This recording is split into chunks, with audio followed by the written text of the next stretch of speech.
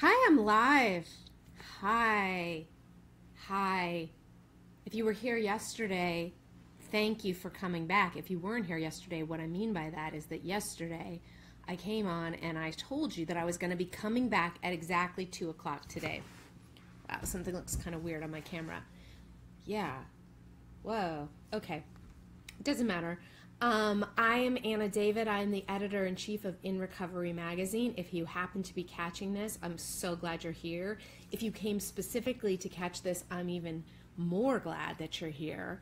And this is a bit of a work in progress. I have been on other Facebook Lives. My friend Ryan Hampton has a very active page. I've been interviewed by him, and he has Facebook Lived my storytelling show, which happens every other month in Los Angeles, a storytelling show about addiction and recovery. But I have not been the one pressing the buttons that much, at least until yesterday. And a couple of you were there, and guess what? 3 of you are here now, although I think I know one of them is helping me. So that just means, I wonder if it counts me as one of the 3.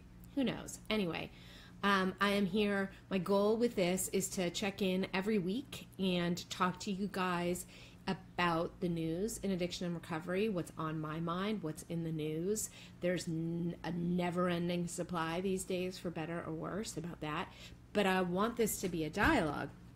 So my ideal scenario would be that you guys are chiming in with questions, that you're emailing me and telling me things you want to talk about. You can reach me either editor@InRecovery.com or my personal email, anna.david@InRecovery.com. I want to hear from you. We exist because of you guys, because without readers, there's no reason for a magazine. We are just writing stories and, reading them to ourselves. So it is exciting to me that people are here. I've been working in this industry for a really, really long time. Starting out in magazines, working at People and Us Weekly and writing for the New York Times and the LA Times and Cosmo, Redbook, all of those. And then I got sober in November of 2000, and ever since then I have been doing media around this particular topic. And the reason that I chose to do that is that when I was bottoming out on drugs, there was nothing out there about addiction and recovery. I thought sobriety was the end of life. And when I Googled, all I found were articles about where celebrities had gone to rehab. There was no information out there.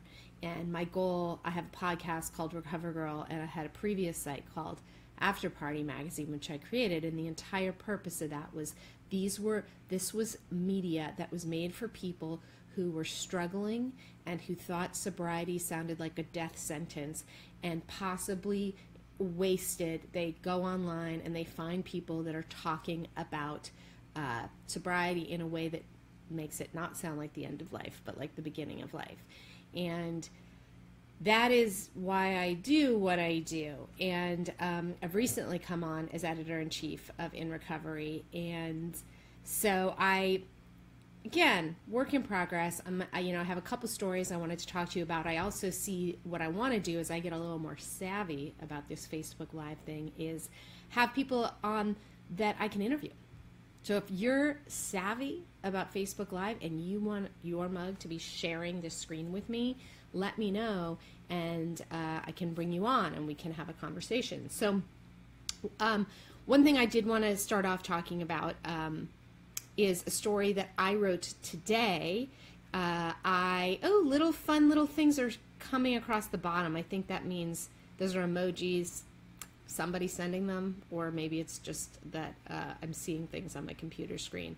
But, the big story this week is Megyn Kelly did a big special this week. It was aired on Sunday night about the opiate crisis, and in particular what's happening in Florida. So I want to talk a little bit about that, and I also want to talk about a somewhat positive story about how librarians are now using Narcan, the opiate, the overdose reversal drug, which is crazy and great in a way, great, saving lives. And then, but I did want to talk about this idea that this story that crossed my desk this morning, in which I wrote about on the site, and I'm actually going to give you guys the link to that story in the comments, which you know, if you're a multitasker like I am, you can go read this at the same time that you're listening to me, or you can bookmark it and look at it later. But you know, the story I saw today was it was a piece from this one was from The Guardian, and it was about how there is this Netflix movie coming out called To the Bone, and it is about anorexia, and it's about an actress named Lily Collins plays an anorexic girl, and Keanu Reeves plays her therapist, and people are up in arms because the trailer came out, and people feel, mental health experts feel, that this trailer is glamorizing anorexia.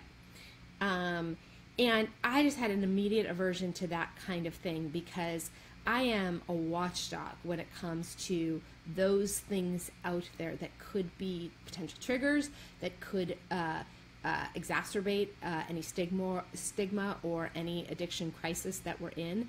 But it is crazy to me that people would look at a trailer for a movie that is clearly about the danger of anorexia. It is about a girl, you can tell from the trailer, she's going to treatment.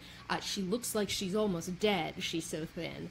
And there is nothing in a logical brain that goes, well, my God, that must be glamorizing anorexia. And it makes me mad, because it's just this overly PC world we live in right now, where nothing is allowed.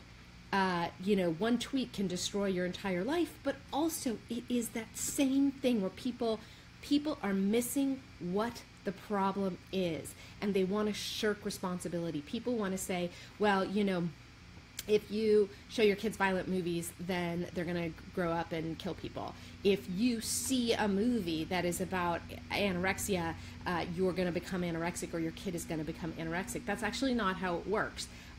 We have to take responsibility. Parents have to take responsibility for the fact that the way their children turn out has a lot to do with how they are treated during their developmental years.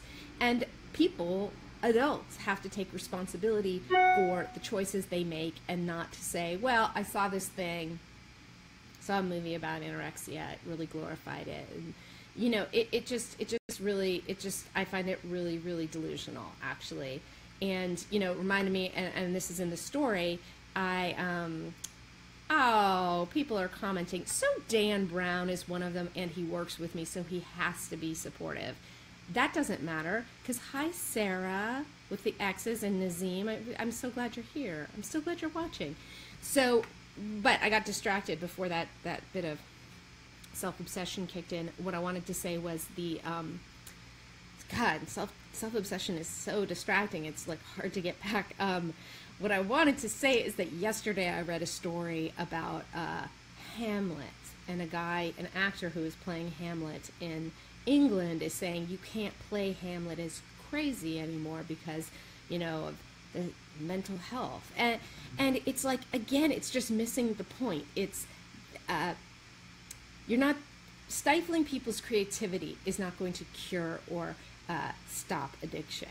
What's going to help with addiction is speaking honestly about it. And we're not going to, by being overly politically correct, we're not going to do anything. So that is my rant. It is over. Again, if you want to read that story, it's right there in the comment box above your lovely little comments. So there's that. But getting into the news, I don't know if anybody did see that Megyn Kelly special. I'm really curious. I didn't see it at the time, because we live in the world we live in today, so I just watched it online this morning. But while it's nothing new for any of us who are following the news around the opiate crisis and the way it's being handled by treatment centers, it was nevertheless a very mainstream and alarming examination of it. And basically, a reporter, went delving into the sort of South Florida rehab scene and found incredibly disturbing information. I have some of the facts written down.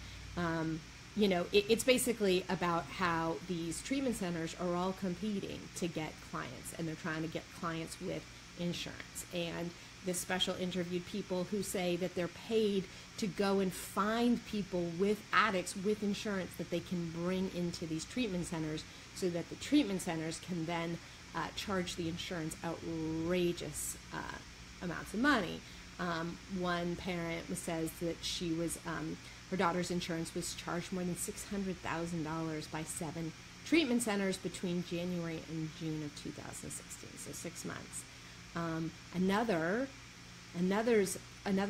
person's mother said her insurance was charged about $1.2 million. During the 15 months, her daughter went between 9 different facilities in South Florida. That is in the light of what's happening today. We're in the midst of a crisis when it comes to the opiate epidemic. It's like nothing ever seen before. 33,000 deaths in 1 year, in 2015, because of opiates. And people are dying all the time. In this special, people overdosed while the news crew was following the story. It's really, really alarming.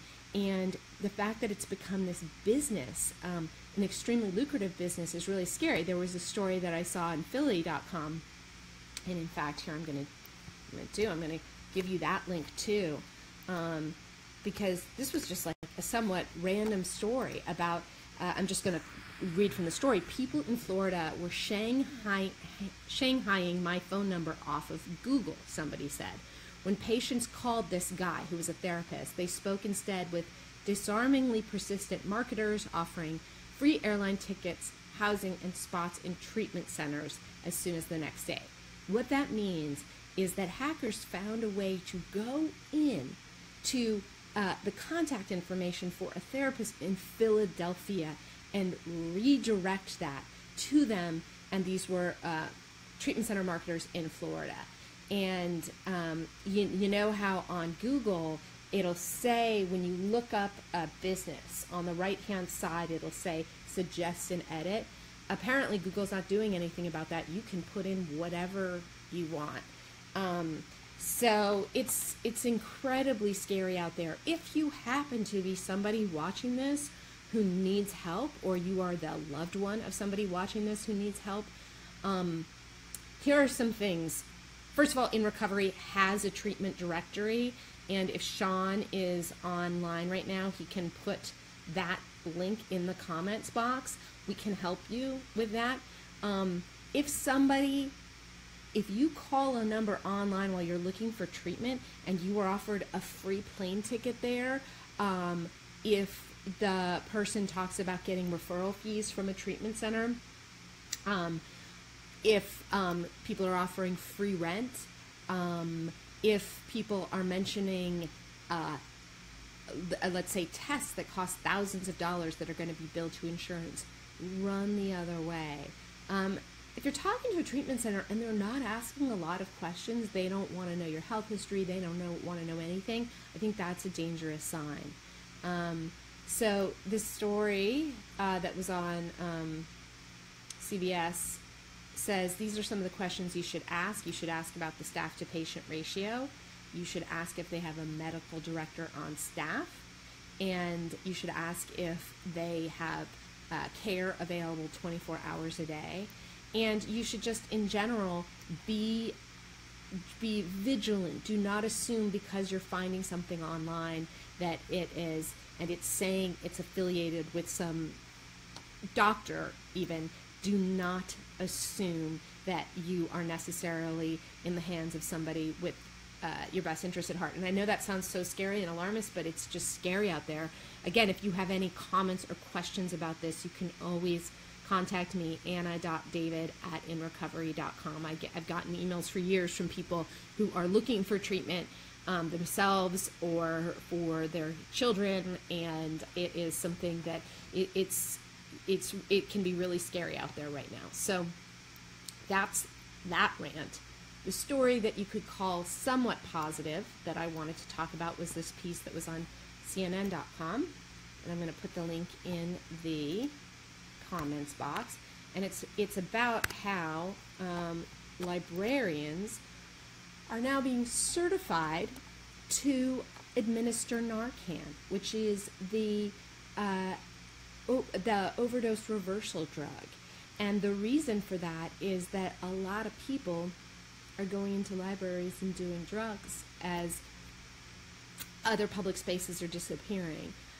So in Philadelphia, Denver, and San Francisco, library employees are either know or are about to learn how to use, it's called naloxone, but it's also known as Narcan. And this story focuses on a woman who has managed to, she's the children of heroin addicts who have been clean for a few decades, and she has managed to save some people's lives with that. So scary that it's come to this. Nice that we are doing something about it. It's a lot better to have somebody equipped to administer a overdose reversal drug than somebody who's not.